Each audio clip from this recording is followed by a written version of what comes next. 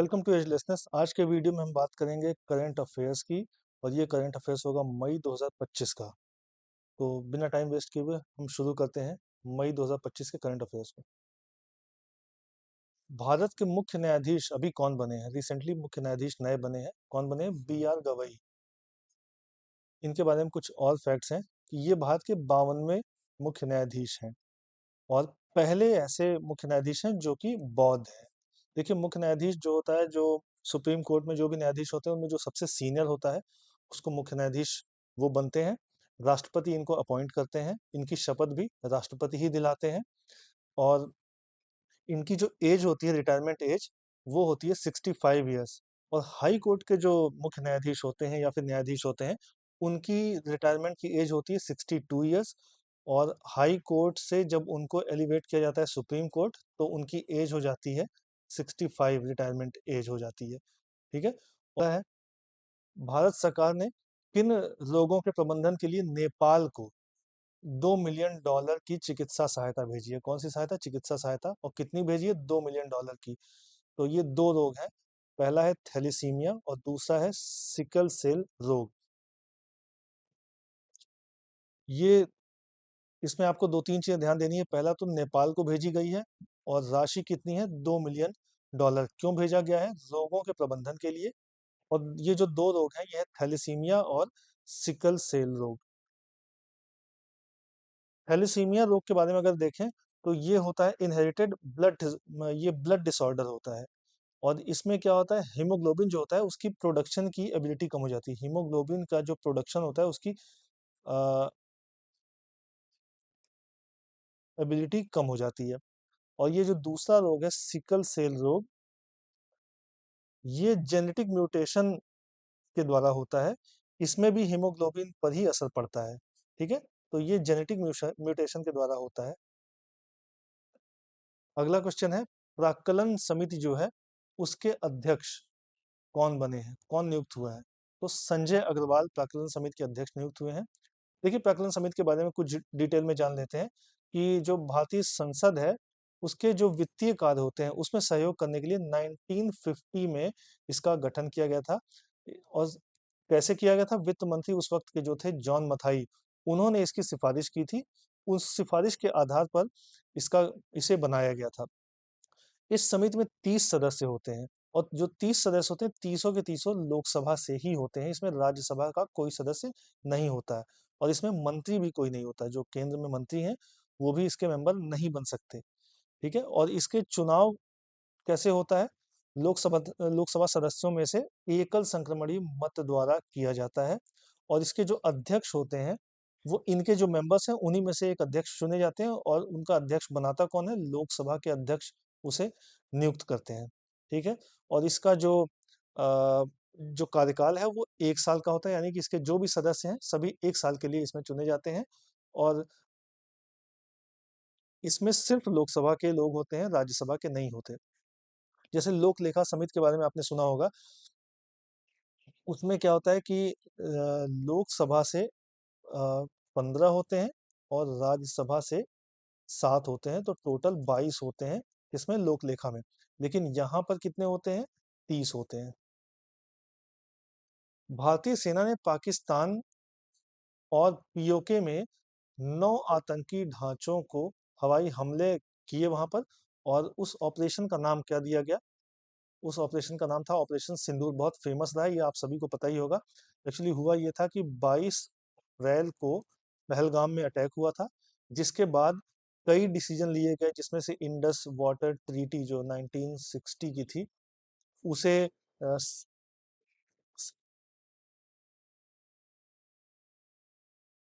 Indus water treaty 1960 की थी, उसे सस्पेंड कर दिया गया। उसके अलावा जो हमारा डिप्लोमेटिक मिशन है उसमें पहले 55 थे, उनको घटा के 30 कर दिया गया। उसके अलावा ट्रेड से रिलेटेड भी किए गए, जो अटारी बॉर्डर है उसे क्लोज कर दिया गया। और पाकिस्तान के जो भी नागरिक इंडिया में थे उनको कह दिया गया कि आप इंडिया से बाहर जाइए। और जो सार्क वीजा मिला हुआ था वो भी सारे सस्पेंड कर दिए गए।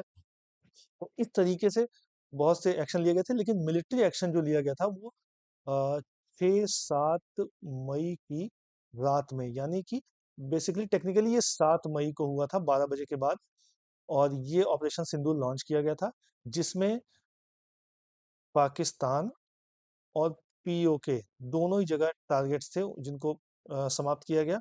5 टारगेट पीओके में थे और 4 थे पाकिस्तान के अंदर, और ये पंजाब प्रांत में थे। इन्हें इन्हें जो है समाप्त किया गया, इन पर अटैक किया गया, और इसमें बेसिकली लश्कर तोयबा, हिजबुल मुजाहिदीन और जैश ए मोहम्मद, ये 3 संगठनों के लोकेशन पर अटैक किया गया था। जो जैश ए मोहम्मद है उसके चीफ है जैश ए मोहम्मद का चीफ है मसूद अजहर, लश्कर का चीफ है हाफिज सईद, और हिजबुल मुजाहिदीन का चीफ है सैयद सलाउद्दीन। ये जो अटैक हुआ था पहलगाम में, इसे अटैक की जिम्मेदारी ली थी टीआरएफ ने, और टीआरएफ का संबंध लश्कर से है। तो ये था ऑपरेशन सिंदूर।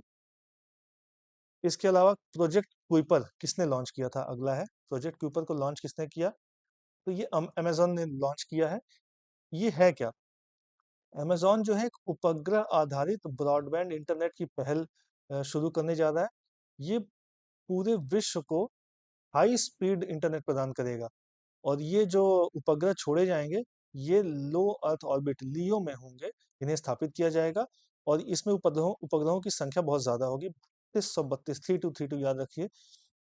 इतने उपग्रह छोड़े जाएंगे, और ये कहाँ जाएंगे, निचली कक्षा में। इसकी हाइट कितनी होगी, 660 किलोमीटर की, वहां पर इसे स्थापित किया जाएगा। इसका उद्देश्य ये है कि लेटेंसी को कम किया जाए और तेज इंटरनेट सेवा प्रदान की जाए। तो प्रोजेक्ट कुइपर किसने लॉन्च किया था, अमेजॉन ने। अगर पूछता है कि इसका संबंध किससे है, तो इंटरनेट सेवा से है। अगला है किस राज्य की गोंड आदिवासी चित्रकला, ये एक चित्रकला है गोंड आदिवासी चित्रकला, इसको राष्ट्रीय विरासत सूची में शामिल किया गया है, तो ये है मध्य प्रदेश की। और मध्य प्रदेश से 2 और चीजें हैं जिन्हें राष्ट्रीय विरासत सूची में शामिल किया गया है, वो है भगोरिया आदिवासी नृत्य, और इसके साथ ही साथ नर्मदा परिक्रमा। तो अगर क्वेश्चन पूछ लेता है भगोरिया आदिवासी नृत्य किस स्टेट का है, तो मध्य प्रदेश का है। या ये भी पूछ सकता है कि मध्य प्रदेश से किसे राष्ट्रीय विरासत सूची में शामिल किया गया, तो ये 3 चीजों को, भगोरिया आदिवासी नृत्य, नर्मदा परिक्रमा और गोंड आदिवासी चित्रकला है।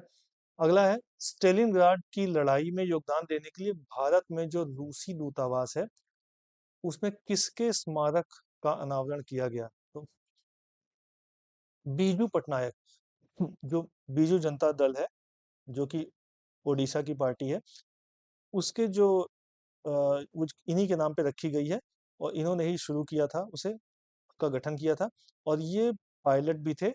स्टेलिनग्राड की लड़ाई में ये शामिल थे, डकोटा विमान ये उड़ा रहे थे। तो और ये जो स्टेलिनग्राड की लड़ाई हुई थी, ये कब हुई थी, वर्ल्ड वॉर 2 के दौरान हुई थी। तो इसीलिए इन्होंने रशिया की तरफ से हेल्प किया था, तो रशिया ने इन्हें सम्मान देने के लिए इनकी स्मारक अपने दूतावास में स्थापित की है। पोप फ्रांसिस के मृत्यु के बाद किसे अगला पोप नियुक्त किया गया है, कौन बने अगले पोप, रॉबर्ट प्रीवोस्ट या फिर लियो 14वें। इनका संबंध कहाँ से है, यूएसए से, यानी कि ये जो लियो 14वें हैं, ये यूएसए से हैं। अमेरिका के राष्ट्रपति डोनाल्ड ट्रंप ने द्वितीय विश्व युद्ध की स्मृति में किस दिन को विजय दिवस घोषित किया है, 8 मई को।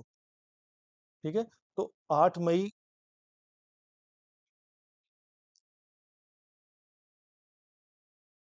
8 मई को इनकी जो 80th एनिवर्सरी थी, तो उसी के उपलक्ष्य में यूएसए ने इसे विजय दिवस घोषित किया है सेकेंड वर्ल्ड वॉर के लिए। पंडित चतुरलाल का संबंध किस वाद्य यंत्र से है, इनका संबंध तबला से है। क्यों ये इंपॉर्टेंट है, दरअसल डाक विभाग जो है, उन्होंने इनके यानी कि पंडित चतुरलाल के जन्म शताब्दी वर्ष पर डाक टिकट जारी किया है इनके नाम का। अगला है भारत के किस शहर को देश का पहला भिखारी मुक्त शहर घोषित किया गया है, तो देश का पहला भिखारी मुक्त शहर है इंदौर। इंदौर में एक और चीज चल रही है कि जो भी किसी भिखारी की सूचना देगा, तो उसे 1,000 रुपए दिया जाएगा। आईपीएल में शतक लगाने वाला सबसे कम उम्र का बल्लेबाज कौन है, वैभव सूर्यवंशी ने अभी बहुत कम एज में आईपीएल में, सबसे कम एज में आईपीएल में शतक लगाया है। ये किस टीम से खेलते हैं? राजस्थान रॉयल्स के लिए खेलते हैं। किस देश ने महिला क्रिकेट में ट्रांसजेंडरों पर प्रतिबंध लगाया है? ट्रांसजेंडरों पर प्रतिबंध लगाया है किसने? महिला क्रिकेट में। ये है यूके। दरअसल विवाद हुआ था वहां पर एक प्लेयर को लेकर, उसके बाद ये डिसीजन लिया गया है। भारत के निवेशकों और पर्यटकों को आकर्षित करने के लिए 16 वर्षीय गोल्डन वीजा किस देश ने लॉन्च किया है? वियतनाम ने। ये बहुत इंपॉर्टेंट है। तो आपको दो तीन चीजें ध्यान रखनी है। एक तो क्यों निवेश और पर्यटकों को आकर्षित करने के लिए। कितना कितना वर्षीय है? ये 10 वर्षीय है। ठीक है, ऑप्शन हो सकता है 2, 4, 5, 10 ऐसे पूछे। तो 10 वर्षीय गोल्डन वीजा है। किसने किया है? वियतनाम ने। सीबीआई द्वारा चलाया गया ऑपरेशन हॉक किससे संबंधित है? सीबीआई ने अभी रिसेंटली ऑपरेशन हॉक चलाया था। ये किससे है? अंतरराष्ट्रीय ऑनलाइन बाल शोषण नेटवर्क को ध्वस्त करने के लिए, जो बच्चे हैं उनका शोषण ना हो सके, जो ऑनलाइन शोषण होता है उसे ध्वस्त करने के लिए, उस पूरे नेटवर्क को ध्वस्त करने के लिए सीबीआई ने ये चलाया था ऑपरेशन हॉक। अंतरराष्ट्रीय सौर गठबंधन का 123वां सदस्य कौन बना है? अंगोला। ठीक है, अंतरराष्ट्रीय सौर गठबंधन जो है, आपको ध्यान होगा कि पेरिस में 2015 में इस पर ये शुरू हुआ था, जिसमें इंडिया और फ्रांस इसको मिलकर शुरू किए थे। इसका हेडक्वार्टर कहाँ है? इसका हेडक्वार्टर है गुरुग्राम, इंडिया में ही है। कर्क और मकर रेखा के बीच जो राष्ट्र हैं उनको एक मंच पर लाना इसका उद्देश्य है। कर्क यानी 23.5 डिग्री उत्तरी जो अक्षांश है वो कर्क है, और 23.5 डिग्री दक्षिणी अक्षांश है वो मकर रेखा है। तो ऐसे राष्ट्रों में धूप की उपलब्धता ज्यादा होती है, यानी वो ज्यादा गर्मी पाते हैं, सूरज के सामने रहते हैं।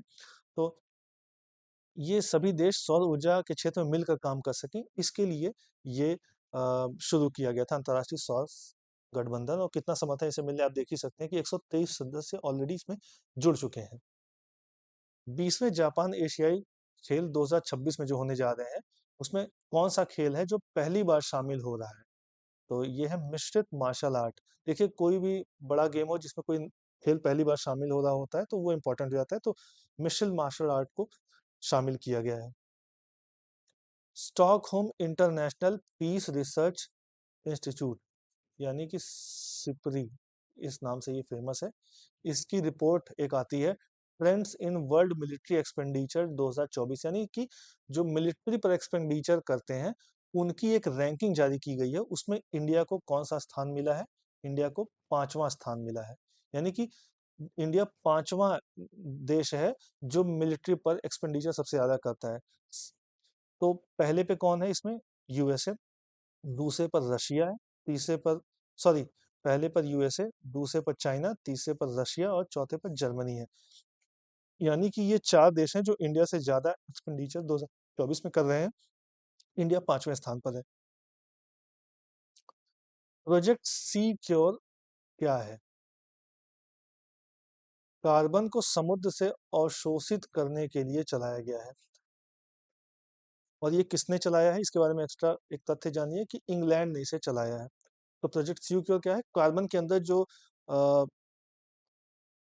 सॉरी, समुद्र के अंदर जो कार्बन होता है उसे अवशोषित करने के लिए ये चलाया गया है। क्योंकि क्या है कि कई जगहों पर ये बहुत ज्यादा हो गया है, तो उसके लिए ये चलाया गया है। मानव विकास सूचकांक 2025, इसमें भारत की रैंक क्या है? इंडिया 130th पर है। इसमें पहले पर कौन है? आइसलैंड। और इसे जारी कौन करता है? UNDP, United Nation Developmental Programme, ये इसे जारी करता है। इंडिया की रैंकिंग 130। सौर ऊर्जा से पूरी तरह से संचालित होने वाला देश की पहली विधानसभा कौन सी है? दिल्ली विधानसभा। ऐसी कौन सी विधानसभा है जो पूरी तरह से सौर ऊर्जा से संचालित है? तो ये दिल्ली होगी। दिल्ली को पूरी तरह से सौर ऊर्जा से संचालित किया जाएगा। हाल ही में किस देश ने शतरंज पर प्रतिबंध लगा दिया है? अफगानिस्तान। अफगानिस्तान ने चेस पर बैन कर दिया है। चेस के बारे में जानिए कि फिडे इसकी शीर्ष संस्था है। जैसे क्रिकेट में आईसीसी होती है और फीफा होती है फुटबॉल में, उसी तरीके से चेस में फिडे है। और इसके बारे में ये भी जानिए कि इस वक्त जो वर्ल्ड चेस चैंपियन है वो इंडिया के ही हैं। उनका नाम है डी गुकेश। शाहिद राजाई बंदरगाह पर अभी हाल ही में विस्फोट हुआ था। उसके बाद कौन सा देश था जिसने राष्ट्रीय शोक की घोषणा की थी? ईरान ने। तो शाहिद राजाई बंदरगाह ईरान में है, जहां पर विस्फोट होने के बाद राष्ट्रीय शोक की घोषणा की गई थी। विश्व अंतरिक्ष अन्वेषण शिखर सम्मेलन ग्लेक्स, इसका उद्घाटन कहाँ पर किया गया? तो दिल्ली में किया गया। क्या नाम है? विश्व अंतरिक्ष अन्वेषण शिखर सम्मेलन। और उद्घाटन किया किसने था? डॉक्टर जितेंद्र सिंह ने किया था। नेक्स्ट, केंद्रीय रक्षा मंत्री राजनाथ सिंह ने ब्रह्मोस इकाई का उद्घाटन कहाँ पर किया है? अभी काफी चर्चा में था। इसका उद्घाटन हुआ है लखनऊ में। लखनऊ में देखिए ब्रह्मोस की असेंबलिंग भी होगी, उसके साथ साथ उसकी टेस्टिंग रेंज भी होगी। तो यहाँ पर उनकी टेस्टिंग की जाएगी और सर्टिफिकेशन भी किया जाएगा। ये जो है उत्तर प्रदेश डिफेंस कॉरिडोर का भाग है। क्या? लखनऊ। और इसमें और कौन कौन है लखनऊ के अलावा? तो एक तो लखनऊ है, दूसरा है कानपुर, फिर झांसी, आगरा, अलीगढ़ और चित्रकूट। ये 6 जगह हैं जो डिफेंस कॉरिडोर का पार्ट है। तो ये डिफेंस कॉरिडोर यूपी में है। और ये इसका उद्देश्य क्या है डिफेंस कॉरिडोर का? कि डिफेंस मैन्युफैक्चरिंग में हब बना देना और वर्ल्ड मैप पर इसको लेकर आना है। समुद्री जनगणना से संबंधित मोबाइल एप्लीकेशन का नाम क्या है? एक समुद्री जनगणना से रिलेटेड मोबाइल एप्लीकेशन आई है, उसका नाम क्या है? व्यास नव। तो व्यास नव क्या है? समुद्री जनगणना से रिलेटेड मोबाइल एप्लीकेशन है। 400 इलेक्ट्रिक देवी बसें चलेंगी। इसका उद्घाटन कहाँ हुआ है? दिल्ली में। और दिल्ली में अभी रिसेंटली हुआ है। ये सारी चीजें मई की हैं, या मई से उसका कुछ ना कुछ रिलेशन है।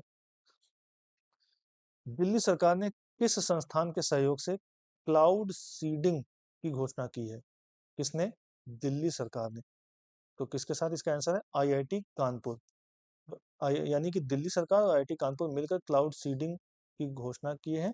और इसका उद्देश्य क्या है? क्लाउड सीडिंग का उद्देश्य क्या है?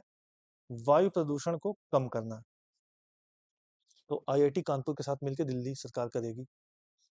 सहकारिता मंत्रालय ने डेयरी और अन्य उत्पादों को ऑनलाइन मार्केट प्लेस पर लाने के लिए किसके साथ समझौता किया है?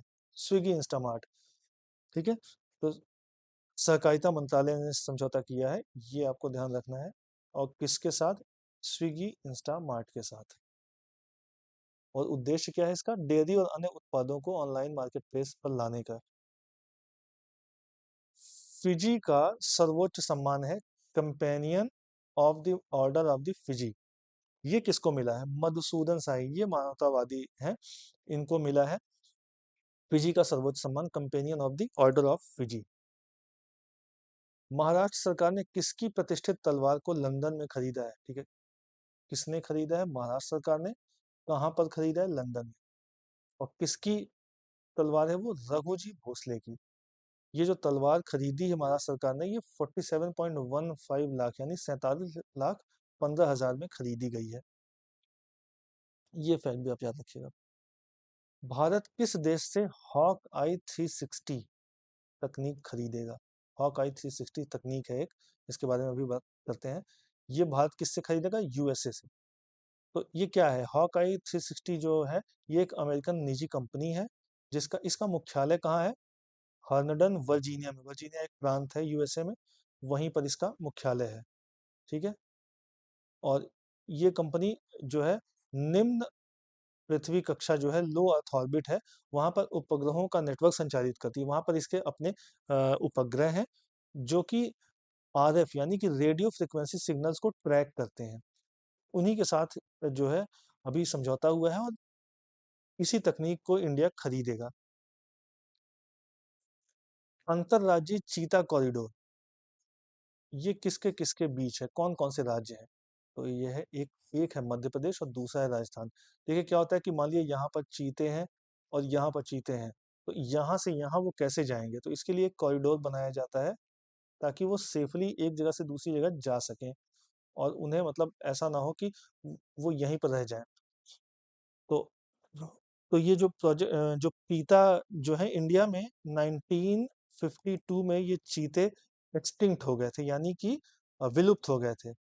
और दोबारा से प्रोजेक्ट चीता इंडिया में शुरू किया गया है। प्रोजेक्ट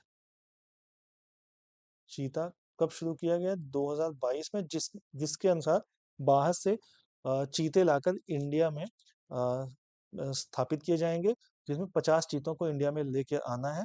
और पहला जो बैच आया था वो नमीबिया से आया था। और नमीबिया से कहाँ पर आया था? कूनो राष्ट्रीय उद्यान में। ये कहाँ पर है? एमपी में। पहले बैच में 8 चीते आए थे, पांच जिसमें से 5 थी फीमेल और 3 मेल थे। 72वीं मिस वर्ल्ड प्रतियोगिता जो होगी, उसकी मेजबानी कौन कर रहा है? हैदराबाद कर रहा है, मतलब इंडिया कर रहा है। और इंडिया के हैदराबाद में हो रही है। प्रधानमंत्री नरेंद्र मोदी ने देश के पहले ट्रांसशिपमेंट पोर्ट विजन जाम का उद्घाटन कहाँ पर किया है? केरला में किया गया है। देखिए, ट्रांसशिपमेंट पोर्ट क्या होते हैं? जैसे कि मान लिया कोई एक बड़ी शिप है, काफी बड़ी, जो कंटेनर लेकर आ रही है। और तो अब क्या है कि जितने भी पोर्ट हैं, हर पोर्ट के पास जरूरी नहीं है कि वो बड़ी शिप को डॉक कर सके। तो क्या होगा कि ये जो शिपमेंट आ रहा है वो उस पोर्ट पर कैसे पहुंचेगा? तो इसको छोटे छोटे वेसल्स में ट्रांसफर करने की जो सुविधा है, उसी को ट्रांसशिपमेंट कहते हैं। और छोटे उसमें करके फिर वापस उन पोर्ट्स पर भेज दिया जाएगा, जो बड़े शिप को अपने यहाँ डॉक नहीं कर सकते। तो ये सुविधा प्रदान की गई है विजन जाम में। और ये क्या होगा? तो वहां पर ये डॉक नहीं होंगे, वो इन ट्रांजिट माना जाएगा। तो ये सुविधा की गई है विजन जाम। ये देश में पहली सुविधा है। देश के पहले एआई आधारित डेटा सेंटर पार्क की आधारशिला कहाँ रखी गई है? तो देश का पहला क्या है? एआई आधारित डेटा सेंटर पार्क। ये छत्तीसगढ़ में बनेगा, देश का पहला data centre park. Operation Gideon's chariot, ये किसने प्रारंभ किया है? ये प्रारंभ किया है इसराइल ने। देखिए, अभी इसराइल ने गाजा पर अचानक से हमले तेज कर दिए हैं। ये जो है, गाजा पर अटैक तेज कर दिया, उसी का नाम रखा गया है। और वेव्स शिखर सम्मेलन 2025 का शुभारंभ कहाँ किया गया है? मुंबई। ये पहला वेव्स था, ये पहला एडिशन था। वेव्स का फुल फॉर्म क्या है? World audio visual and entertainment summit. World audio visual and entertainment summit, इसमें ऑडियो विजुअल जो इंडस्ट्री है, उससे रिलेटेड लोग यहाँ पर आए थे। जो भी कंटेंट क्रिएटर्स थे वो सभी आए थे, और उनसे आगे के बारे में वहाँ पर काफी डिटेल में समिट थी ये। इसका शुभारंभ जो है प्राइम मिनिस्टर मोदी ने किया था।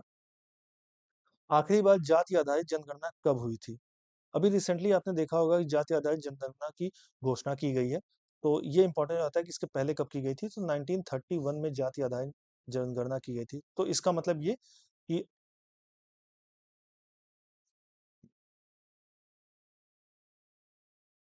आजादी के बाद ये पहली बार हो रही है जाति आधारित जनगणना, जो होने जा रही है, अभी हुई नहीं है, अभी सिर्फ घोषणा हुई है। देश का पहला ट्रांस मीडिया एंटरटेनमेंट सिटी कहाँ प्रारंभ होगा? आंध्र प्रदेश में। तो ये देश का पहला ट्रांस मीडिया एंटरटेनमेंट सिटी होगा, आंध्र प्रदेश में होगा। एंथनी एल्बनीज, ये किस देश में दोबारा प्रधानमंत्री बने हैं? एंथनी एल्बनीज काफी फेमस नाम है। ऑस्ट्रेलिया में प्राइम मिनिस्टर थे, और दोबारा से ये इलेक्शन जीतकर प्राइम मिनिस्टर वहां के बने हैं। भारत संयुक्त राष्ट्र वैसाख दिवस 2025। तो ये जो संयुक्त राष्ट्र वैसाख दिवस है 2025 समारोह के दौरान पहली बार किस स्थान के पवित्र बौद्ध अवशेष प्रदर्शित करेगा? ये इंडिया करेगा। क्या करेगा? बौद्ध अवशेष प्रदर्शित करेगा, तो सारनाथ के। कहाँ के? सारनाथ के। जी, ये जो वैशाख दिवस है, ये कब मनाया जाता है? 12 मई को है। और ये प्रदर्शन कहाँ होगा? ये वियतनाम में होगा। ये जो सारनाथ के बौद्ध अवशेषों का प्रदर्शन किया जाएगा, ये वियतनाम में किया जाएगा। वैश्विक प्रेस स्वतंत्रता सूचकांक में भारत की रैंकिंग क्या है? 151। और इसमें नंबर 1 पर कौन है? नॉर्वे। डीआरडीओ ने नई मिसाइल परीक्षण रेंज स्टार्ट की है, उसका नाम क्या रखा है? नवदुर्गा। ठीक है। डीआरडीओ यानी कि Defence Research and Development Organisation, इसने एक नई मिसाइल रेंज स्थापित की है। उसका नाम, इसका आधारशिला किसने रखी? प्राइम मिनिस्टर ने। और ये कहाँ पर है? आंध्र प्रदेश में। तो ये जो नवदुर्गा मिसाइल रेंज है, ये आंध्र प्रदेश में बनेगी। डब्ल्यूएचओ ने भारत के किस शहर को आयु अनुकूल शहर के रूप में मान्यता दी है? कोझिकोड। कोझिकोड को आयु अनुकूल शहर के रूप में मान्यता दी गई है। बगलिहार बांध किस नदी पर स्थित है? ये है चिनाब नदी पर स्थित। क्यों फेमस है? अभी आपने देखा होगा कि जो इंडस वाटर ट्रीटी है, वो 1960 में साइन हुई थी। उसके अकॉर्डिंग जो इंडस रिवर सिस्टम है, उसके दो पार्ट हैं, एक वेस्टर्न एक ईस्टर्न। वेस्टर्न में कौन कौन सी है रिवर? इंडस रिवर, दूसरी है झेलम, और तीसरी है चेनाब। और ये वेस्टर्न में है, सॉरी। और ईस्टर्न में कौन कौन सी है? व्यास, रावी और सतलज। तो ये जो 3 रिवर है, इन 3 रिवर का इंडिया अनरिस्ट्रिक्टेड यूज कर सकता है। अनरिस्ट्रिक्टेड यूज कर सकता है इंडिया, लेकिन इनका नहीं कर सकता इस ट्रीटी के अनुसार। अभी इंडिया ने रिसेंटली इस ट्रीटी को सस्पेंड कर दिया है, तो ये चीज अब बाध्यता इंडिया के लिए नहीं रह गई। वो इंडिया, ये जो 3 रिवर है, इंडस, झेलम, चिनाब, इनमें कुछ भी कर सकता है। तो उसी के बाद बगलिहार डैम से पानी को रोक दिया गया था। और ये किस नदी का पानी था? चिनाब नदी का। पाकिस्तान जाने से रोक दिया गया था, इसलिए ये चर्चा में है। मार्क कॉर्नी अभी किस देश का संघीय चुनाव जीते हैं? कनाडा का। कनाडा के वो अब पीएम बने हैं। हाल ही में इंडिया और कनाडा के रिलेशन बीच में खराब हुए थे। निज्जर जो था, उसकी हत्या हुई थी कनाडा में, जिसके बाद इंडिया और कनाडा के रिलेशन खराब हो गए थे। और इसकी हत्या हुई थी 2023 में। और कनाडा का कहना था कि इसमें इंडिया का हाथ है। जिसके बाद, और ये जो है खालिस्तानी लीडर है। तो अब रिसेंटली वहां पर संघीय चुनाव हुए हैं, तो मार्क कॉर्नी वहां पर जीते हैं और प्राइम मिनिस्टर बने हैं। हाल ही में यूएसए बंद पड़ी कौन सी ऐसी जेल थी जिसको दोबारा खोलने जा रहा है? तो वो थी अल्काट्रॉस जेल। ये 1963 से बंद थी। और इस यहाँ पर जो है बहुत से कुख्यात कैदी रहे रखे जाते थे, और उसी के लिए फेमस थी। तो अब दोबारा से अल्काट्रॉस जेल को खोला जा रहा है। जो ट्रम्प प्रशासन है, उसने इसकी अनुमति दी है। तो इस तरीके से आपने देखा इस पूरे करंट अफेयर्स को, जो जिसमें 2020 का, सॉरी, 2025 का जो मई का करंट अफेयर्स था, उसमें पूरा कवर किया गया है। आगे हम और भी अलग अलग महीनों के करंट अफेयर्स लेकर आएंगे। इसमें हम पिछले 6 महीने के करंट अफेयर्स की भी एक वीडियो लेकर आएंगे। और पिछले 1 साल का जो करंट अफेयर्स है, उसका भी एक वीडियो जल्दी ही आएगा, अगले हफ्ते 10 दिन के अंदर।